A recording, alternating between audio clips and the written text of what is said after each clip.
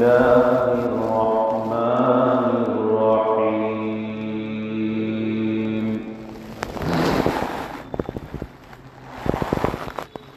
قل إن كنتم تحبون الله فاتبعوني يحببكم الله إن الله غفور رحيم صدق الله العظيم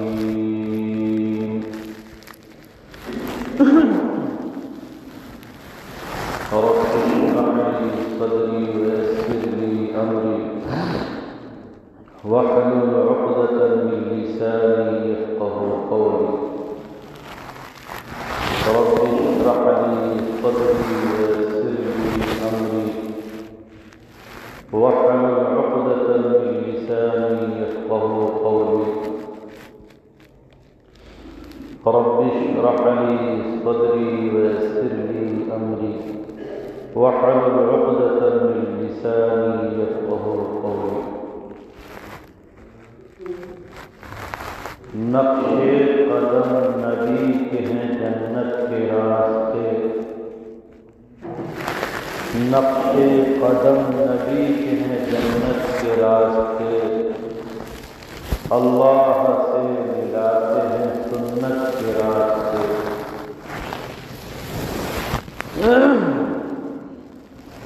حضرات سامعین کرام قرآن مجید کی جو آیت میں نے تلاوت کی ہے وہ تیسرے پارے کی ہے اور اس مختصر سی آیت میں اللہ تعالیٰ نے بہت ہی اہم اصول اور دستور بیان فرمایا ہے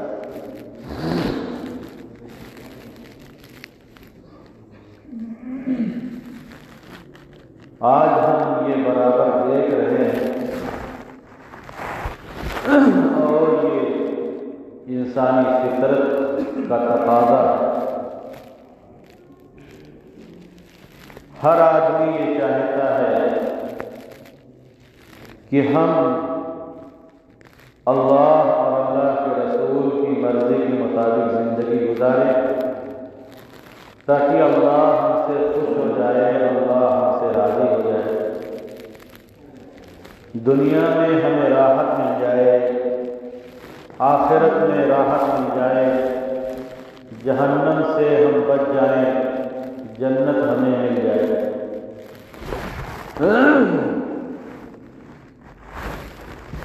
ان کاموں کے لیے اس چیز کی ضرورت ہے اللہ تعالیٰ نے اسے اس آیت میں بیان کروایا ہے سارا نظام اللہ تعالیٰ کے ہاتھ میں ہے اللہ تعالیٰ کے قبضے قدرت میں ہے راحتوں کا ملنا سکون کا ملنا عافیت کا ملنا دنیا میں مشکلات سے بچنا مشکلات میں گر جانے کے بعد اس سے نکالنا اور پھر راحت اور آرام والی موت کا نصیب ہونا قبر کے عذاب سے بچنا حشر کی تکلیفوں سے بچنا جہنم سے بچانا جنت میں داخل ہونا یہ سب اللہ تعالیٰ کے قبضے قدرت ہے جس بندے نے اللہ کو راضی کر لیا اللہ کو خوش کر لیا اللہ کی مرضی کے مطابق زندگی گزاری اس کو یہ راحتیں اور یہ دولتیں یہ نعمتیں مل جائیں گی اور جس نے اللہ کو ناراض کیا اللہ کو ناخوش کیا منمانی زندگی گزاری وہ ان راحتوں سے اور سکونوں سے محروم رہے گا اللہ تعالیٰ نے ایک دستور بتایا ایک قانون بتایا کہ اگر تم مجھ سے محبت کرنا چاہتے ہو اگر تم مجھ سے دوستی کرنا چاہتے ہو، اگر تم مجھ سے تعلق جوڑنا چاہتے ہو، میرے قریب ہونا چاہتے ہو، تو پھر ایک کام کرنا۔ وہ کام یہ ہے کہ میرے بھیجے ہوئے پیغمبر آخری رسول حضرت محمد صلی اللہ علیہ وسلم نے جس طرح سے زندگی گزاری ہے اور جس طرح زندگی گزارنے کے لیے حکم دیا ہے اس طرح تم زندگی گزارو۔ بالکل مختصر سی بات اور آسان سی بات کہ اگر تم چاہتے ہو کہ مجھ سے لگاؤ ہو جائے، مجھ سے تعلق ہو جائے، مجھ سے محبت ہو جائے، مجھ سے دوستی ہو جائے، تو اس کا نسخہ یہ ہے، اس کا طریقہ یہ ہے، اس کا قانون اور دستور یہ ہے کہ میرے بھیجے ہوئے آخری پیغمبر حضرت محمد رسول اللہ صلی اللہ علیہ وسلم کی اتباع کرو، ان کی پیروی کرو، ان کے نقش قدم پر چلو، ان کی سنتوں کو اپناؤ، ان کے طریقوں کو اپناؤ۔ یہ آسان سی بات ہے، مختصر سی بات ہے۔ ان کی نقل اتارو، انہوں نے جیسا کیا، جیسے کہا، جو بتایا، جو سمجھایا، اسے مانو بھی اور اس پر عمل بھی کرو۔ اس کا فائدہ یہ ہوگا کہ اس سے پہلے کی جو خراب زندگی تھی، توبہ کرنے کی وجہ سے اللہ تعالیٰ اسے بھی معاف کر دے گا، اور اچھی زندگی گزارنے کے ساتھ ساتھ اس میں کبھی کمی کوتاہی بھول چوک ہوگی تو اللہ تعالیٰ اپنے فضل و کرم سے اسے معاف کر دے گا، اس لیے کہ وہ مغفرت کرنے والا ہے۔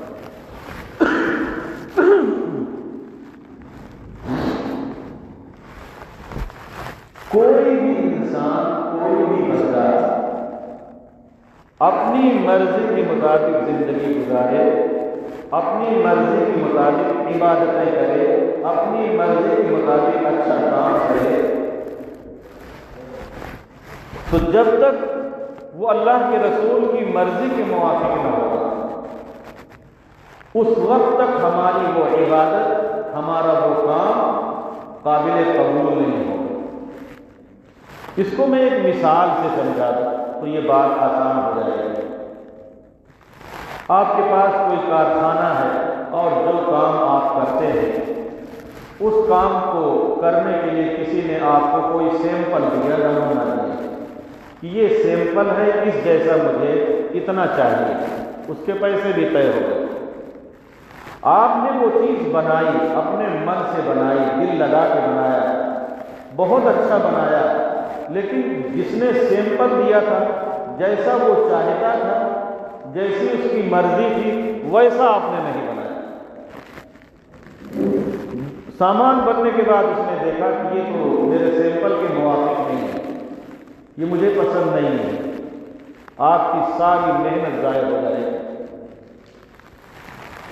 وہ چیز اس کے کارآمد نہ ہوگی تو وہ یہ بھی کہہ دے گا کہ میرا جتنا نقصان ہوا ہے اس کی بھی بھرپائی کرو، میں نے جتنا مال دیا تھا اس کا تاوان بھی بھرو، مزدوری بھی نہیں ملے گی اور اس کا زمان، اس کا تاوان بھی بھرو۔ جو سیمپل ملا ہے اس سیمپل کے موافق کام کرنا۔ اللہ تعالیٰ نے نبیوں کو بھیجا، رسولوں کو بھیجا، اس لیے بھیجا تاکہ وہ جو کچھ میرا حکم ہے، میرا نظام ہے، میرا قانون ہے، اسے بتائیں بھی، کر کے دکھائیں بھی۔ ایک موقع پر ایک صحابی آئے اور انہوں نے نماز پڑھی۔ جب انہوں نے سلام پھیرا تو آپ علیہ السلام نے ان کی جانب متوجہ ہو کر فرمایا، تم کھڑے ہو جاؤ، صلی فإنک لم تصلی، پھر سے نماز پڑھو، تم نے نماز نہیں پڑھی۔ انہوں نے دوبارہ نماز پڑھی، سلام جیسے ہی پھیرا آپ نے ارشاد فرمایا، تم کھڑے ہو جاؤ، صلی فإنک لم تصلی، پھر سے نماز پڑھو، تم نے نماز نہیں پڑھی۔ انہوں نے دوبارہ نماز پڑھی اور سلام پھیرا، پھر آپ نے ارشاد فرمایا، قم صلی فإنک لم تصلی، کھڑے ہو جاؤ، پھر سے نماز پڑھو۔ 3 مرتبہ انہوں نے نماز پڑھی اور تینوں مرتبہ کے بارے میں آپ کا ارشاد ہوا کہ تم کھڑے ہو جاؤ اور پھر سے نماز پڑھو۔ تیسری مرتبہ کے بعد انہوں نے عرض کیا کہ یا رسول اللہ آپ ہی بتا دیجیے کہ میں کیسے نماز پڑھوں۔ آپ چاہتے تو پہلی مرتبہ میں بتا دیتے، لیکن ایسا معلوم ہوتا ہے کہ آپ انتظار فرما رہے تھے کہ ادھر سے طلب ہو، سوال ہو، پوچھا جائے تب میں بتاؤں، اس لیے کہ پوچھنے کے بعد پوچھنے والے کی پوری توجہ ہوتی ہے اور وہ بات کو اچھی طرح سنتا ہے اور سمجھتا ہے۔ پھر آپ نے نماز پڑھ کے دکھایا اور بتایا اور ارشاد فرمایا صلو کما رأیتمونی اصلی، ایسے نماز پڑھو جیسے مجھ کو پڑھتا ہوا دیکھو، ایسے پڑھو جیسے مجھ کو پڑھتا ہوا دیکھو۔ ہم لوگ یہ سمجھتے ہیں کہ چاہے جیسے رکوع کر لے، چاہے جیسے سجدہ کر لے، چاہے جیسے نیت باندھ کے کھڑے ہو جائیں اور چاہے جیسے سلام پھیر دے، نماز میں جیسی چاہے قرات کر لے، جہاں چاہے دماغ بھٹکائیں، جیسے چاہے زکوٰۃ دے دے، تو ایسے سب اللہ تعالیٰ کے یہاں قابل قبول نہیں ہے۔ ہاں جب تک آپ نادانی میں تھے، بھول چوک کی، نہیں پتا تھا، آپ سے غلطیاں ہوتی گئی اور پھر آگے آپ سدھارتے رہے تو اللہ تعالیٰ اپنے فضل سے معاف کر دے وہ۔ ورنہ جیسے دنیا میں ترقی کے لیے ہر دن آدمی کوشش کرتا ہے کہ ہمارا اگلا دن جو ہو وہ اچھا سے اچھا ہو، ہم جس تجارت میں جس کاروبار میں مشغول ہیں ہمارا اگلا دن اور زیادہ فائدے والا اور زیادہ اچھا ہم کام کرنے والے، ایسے ہی دین کے اعتبار سے بھی ضرورت ہے کہ ہمارا ہر اگلا دن دینی اعتبار سے ترقی والا ہو۔ آج ہم اپنی ایک غلطی کی اصلاح کریں گے، اگلے دن دوسری غلطی کی اصلاح کریں گے، اس طرح سے ہم ترقی کریں گے۔ یہ نہیں کہ ہم جوان ہو گئے، بوڑھے ہو گئے تو اب پوچھنے کی کوئی ضرورت نہیں، پوچھنا پڑے گا، چاہے جوان ہو گئے ہو چاہے بوڑھے ہو گئے ہو۔ رسول پاک علیہ السلام کے پاس پڑھنے والے جو لوگ تھے صحابہ کرام، اس میں بچے کم تھے، جوان اور بوڑھے زیادہ تھے۔ صحابہ کرام جنہوں نے ایمان قبول کیا، اسلام قبول کیا، اس میں زیادہ تعداد جوانوں اور بوڑھوں کی۔ اس جوانی اور بڑھاپے میں انہوں نے آپ علیہ السلام سے اور آپ کے قریب رہنے والے صحابہ کرام سے قرآن مجید کو سیکھا، نمازوں کو سیکھا، روزے اور زکوٰۃ کو سیکھا، تجارت کو سیکھا، گھریلو زندگی کو سیکھا، معاملات کی زندگی کو سیکھا، ساری چیزوں کو انہوں نے سیکھی۔ اور ہم لوگ شرماتے ہیں۔ ہم لوگوں کو چاہیے کہ معتبر عالم دین سے، ماہر عالم دین سے، اچھے عالم دین سے، سمجھدار عالم دین سے ایک ایک چیز کو سیکھتے رہے، پوچھتے رہے۔ کبھی اپنا رکوع درست کر لیا، کبھی اپنا سجدہ درست کر لیا، کبھی نیت باندھنا سیکھ لیا، کبھی وضو کرنا پوچھ لیا، ایک چیز پوچھا، اچھی طرح سے دیکھا، اچھی طرح سے سمجھا، اس کے موافق عمل کیا اور وہ زندگی میں آ گیا، پھر اگلی چیز پوچھ لیا۔ یہ مسجد بھر جائے اور میں پوچھوں کہ ذرا سا اچھے ڈھنگ سے وضو کرنا ہم کو دکھا دیں، اگر وہ آدمی قاعدے کا حافظ نہ ہو، قاعدے کا عالم نہ ہو، اور اس سے کہوں کہ ذرا اچھے سے وضو کر کے مجھے دکھا، اور نماز کیسے پڑھی جاتی ہے تکبیر تحریمہ سے لے کر سلام تک، سلام پھیرنے تک ذرا اچھے سے پڑھ کے مجھے نماز دکھا دیں، تو حافظ عالم کو چھوڑ کر یکا دکا شاید کوئی ملے گا جو اپنی نماز صحیح کر کے دکھا سکے۔ تو ہماری ایسی نماز جو قاعدہ قانون کے خلاف جا رہی ہے، صرف اخلاص کافی نہیں ہے، کام کا صحیح ہونا بھی ضروری ہے۔ اللہ تعالیٰ کے یہاں قبولیت کے لیے بعض لوگ یہ کہتے ہیں کہ اخلاص ہے، اخلاص، قبولیت کے لیے 2 شرطیں ہیں۔ نمبر 1 کام ٹھیک ہو، نمبر 2 اللہ کے لیے ہو، 2 شرطیں۔ کام غلط ہے، چاہے جتنی اچھی نیت ہوگی، اللہ کے یہاں قابل قبول نہیں۔ ایک آدمی چوری کرے اور کہے کہ میں چوری اس لیے کرتا ہوں کہ غریبوں کے گھر بنواؤں گا، اور بنوائے غریبوں کے گھر۔ ایک آدمی سود لے، رشوت لے اس لیے کہ میں مسجد بنواؤں گا، نیت بہت اچھی ہے، کام بہت اچھا کرے گا، لیکن کام اس نے خراب کیا، اس لیے اس کام پر اسے گناہ ہوگا، کوئی ثواب نہیں ہوگا۔ کام کی قبولیت کے لیے اللہ تعالیٰ کے یہاں اور اللہ کے رسول صلی اللہ علیہ وسلم کے یہاں دو شرطیں ہیں۔ پہلی شرط یہ ہے کہ آپ کا کام شریعت کے قاعدہ اور قانون کے موافق، جیسا اللہ نے اور اللہ کے رسول صلی اللہ علیہ وسلم نے سکھایا ہے اور بتایا ہے، وہ اسی کے موافق آپ کا کام ہونا چاہیے۔ اور یہ بات کہ آپ کی وہ عبادت قاعدہ قانون کے موافق ہے یا اس کے خلاف ہے، ماہر عالم دین کے سوا کوئی اور بتا نہیں سکتا، نہ کوئی وکیل، نہ کوئی انجینئر، نہ کوئی پروفیسر، نہ کوئی ڈاکٹر، ہر ایک کا اپنا اپنا میدان الگ ہے، ہر ایک کا اپنا اپنا میدان ہے۔ ڈاکٹر ڈاکٹری میں مہارت رکھتا ہے، انجینئر انجینئرنگ میں مہارت رکھتا ہے، ہر ایک کا اپنا اپنا میدان ہے۔ دین اسلام کو سمجھنے اور سمجھانے کا جو میدان ہے یہ ماہر عالم دین کا ہے، ماہر مفتی کا ہے۔ قرآن مجید کو صحیح سکھانے کا کام صحیح حافظ قرآن کا ہے۔ تو یہ چیز جہاں سے ملتی ہے، اگر اسی سے بدگمان ہو جائے، بدزن ہو جائے، تو کہاں سے دین نصیب ہو؟ کوئی راستہ نہیں، کوئی جگہ نہیں۔ اور انہی لوگوں کی اگر ناقدری کی جائے تو پھر دین کہاں سے نصیب ہو؟ میں اتنا وقت اس میں نہیں ہے کہ میں آپ کو مثالیں دوں۔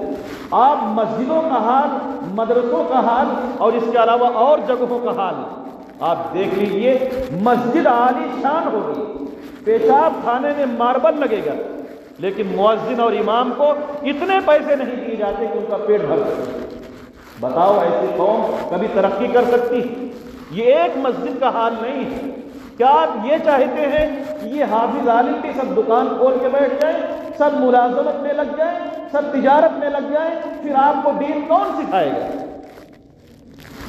آنکھ کے علاج کے لیے اسپیشلسٹ ہونا چاہیے، کان کے علاج کے لیے اسپیشلسٹ ہونا چاہیے، گلے کے علاج کے لیے اسپیشلسٹ ہونا چاہیے، ہارٹ کے علاج کے لیے اسپیشلسٹ ہونا چاہیے۔ دین کو سمجھانے کے لیے بھی اسپیشل عالم ہونا چاہیے، جو رات و دن اسی میں مشغول ہو، کوئی تجارت نہ کرے، کوئی ملازمت نہ کرے، کوئی اور کام نہ کرے، صرف اور صرف دین پڑھے اور دین سمجھائے، تب جا کے دین سمجھ میں آئے گا۔ اور جب رات و دن اسی میں مشغول ہوگا تو قوم کی یہ ذمہ داری ہے کہ اس کا پیٹ بھرے اور اس کا انتظام کرے۔ لیکن ہر مسجد الا ماشاءاللہ، ہر مدرسے والوں کے پاس بلڈنگ عالی شان ہوگی اور تنخواہ برائے نام ہوگی۔ نتیجہ یہ ہوگا کہ پڑھانے والے چھوڑ کر تجارتوں میں اور ملازمتوں میں مشغول ہوتے ہیں۔ وہاں بھی خامیاں ہیں، یہاں بھی خامیاں ہیں۔ متولیان مسجد سے میں کہتا ہوں، منتظمین اور محتممین مدارس سے کہتا ہوں کہ اپنی اس حالت کو درست کریں، اور قوم کے لوگوں سے کہتا ہوں کہ ادھر توجہ دو۔ اگر مسجد کے متولیان خود سے تنخواہ زیادہ نہیں دیتے تو آپ براہ راست اماموں کو اور مؤذنوں کو پیسہ دیا کریں، مسجدوں کو دینے کے بجائے ان اماموں کو پیسہ دیا کریں، ان مؤذنوں کو پیسہ دیا کریں، اور ہدیہ کی نیت سے، محبت کی نیت سے دیا کریں۔ اگر یہ متولیان اور منتظمین مدارس اس کام کو نہیں سنبھالتے تو آپ اپنے طور پر ان کا ساتھ دیجیے، پھر دیکھیے جب ان کا دل خوش ہوگا، ان کو راحت ملے گی، آپ کی زندگی میں دین کیسے آتا ہے اور کتنا آتا ہے۔ بہرحال میں تو کچھ اور کہہ رہا تھا، وہ یہ کہہ رہا تھا کہ ہماری زندگی کا حال یہ ہے کہ ہم جوان ہو گئے، بوڑھے ہو گئے، اچھے ڈھنگ سے ہم کو ثنا یاد نہیں، اچھے ڈھنگ سے دعائے قنوت یاد نہیں ہے، اچھے ڈھنگ سے ہمیں تشہد یاد نہیں ہے، درود پاک یاد نہیں ہے، دعائے معصورہ یاد نہیں ہے، اور ان الفاظ سے آگے بڑھ کر ان کے ترجمہ کی تو کوئی خبر ہی نہیں۔ جب ایک لفظ کا معنی ہم نہیں جانتے، سبحانک اللہم و بحمدک کا معنی کیا ہے، تو نماز میں کیا دل لگے گا اور کیسے لگے گا؟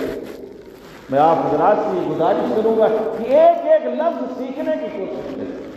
ایک ایک لفظ اچھے سے سیکھیں اور اس کا معنی سیکھیں۔ صرف نام کا مسلمان ہونا کافی نہیں، کام کا مسلمان ہونا ضروری ہے۔ کسی بھی اسکول میں اور کسی بھی کالج میں، کسی بھی یونیورسٹی میں، کسی بھی کمپنی میں آپ داخل ہوں گے تو وہاں کا جو نظام ہوگا، وہاں کا جو قانون ہوگا، اسے آپ فالو کریں گے۔ جب آپ اسلام میں داخل ہو گئے ہیں، مسلمان ہیں، اللہ کو مانتے ہیں، اللہ کے رسول کو مانتے ہیں، اللہ کے قرآن کو مانتے ہیں، تو مسلمان بن کے زندگی گزاری۔ معاملات میں بھی مسلمان رہیے، تجارت میں بھی مسلمان رہیے، معاشرت میں بھی گھر میں مسلمان رہیے، بات چیت میں بھی مسلمان رہیے، نماز میں بھی مسلمان رہیے، کاروبار میں بھی مسلمان رہیے، ہر جگہ ایمان آپ کا جھنجھوڑے کہ ہم غلط کام نہیں کریں گے۔ خدا دیکھ رہا ہے، خدا کے یہاں جواب دینا ہوگا۔ ایسی زندگی گزاریے کہ اللہ کے رسول صلی اللہ علیہ وسلم ناراض نہ ہو۔ جیسا زندگی گزارنا اللہ کے نبی صلی اللہ علیہ وسلم نے سکھایا ہے، ہم ویسی زندگی گزاریں گے۔ ایک ایک بات پوچھیں گے، سیکھیں گے، اس پر عمل کریں گے۔ پچھلی ہماری جو زندگی ہے اس سے توبہ کریں گے، اس کی معافی تلافی کریں گے، اور اگلی زندگی کو بہتر بنانے کی ہر ممکن کوشش کریں گے۔ آج کی گفتگو سے میں آپ حضرات سے یہی چاہتا ہوں، اپنے آپ سے بھی چاہتا ہوں کہ اپنی پچھلی زندگی کے بارے میں ہم غور کریں، جو کچھ ہم نے غلط کیا ہے اس سے معافی تلافی، اور اگلی جو زندگی ہے اس کو ہر دن بہتر بنانے کی کوشش، تاکہ ہم اس حال میں دنیا سے جائیں کہ ہم مسلمان ہیں۔ اللہ تعالیٰ کا ارشاد ہے، یا ایھا الذین آمنوا اتقوا اللہ، اے ایمان والو اللہ سے ڈرو، اللہ سے ڈرو۔ جگہ جگہ اللہ کا یہ ارشاد ہے کہ اللہ سے ڈرو، اس لیے کہ اللہ کا ڈر ایسی چیز ہے کہ آدمی تنہائی میں بھی گناہ سے رک جائے گا، اور جو تنہائی میں صرف اور صرف اللہ کے ڈر سے رک جائے گا گناہ کرنے سے، فإن الجنۃ ہی المأویٰ، ایسے آدمی کا ٹھکانہ جنت ہے۔ اللہ کا ڈر، وَلَا تَمُوتُنَّ إِلَّا وَأَنْتُمْ مُسْلِمُونَ، اور ہرگز تم نہ مرو یہاں تک کہ تم ایمان اور اسلام کی حالت میں رہو۔ ہم اسلام اور ایمان کی حالت میں ایسی اچھی زندگی گزاریں کہ موت آئے تو ایمان پر ہو اور اسلام پر ہو۔ اللہ تعالی ہم سبوں کو یہ باتیں سمجھنے کی اور اس پر عمل کرنے کی توفیق نصیب فرمائے۔ اگلی زندگی کو ہم اور آپ بہتر بنانے کی کوشش کریں گے انشاءاللہ۔ وآخر دعوانا الحمدللہ رب العالمین۔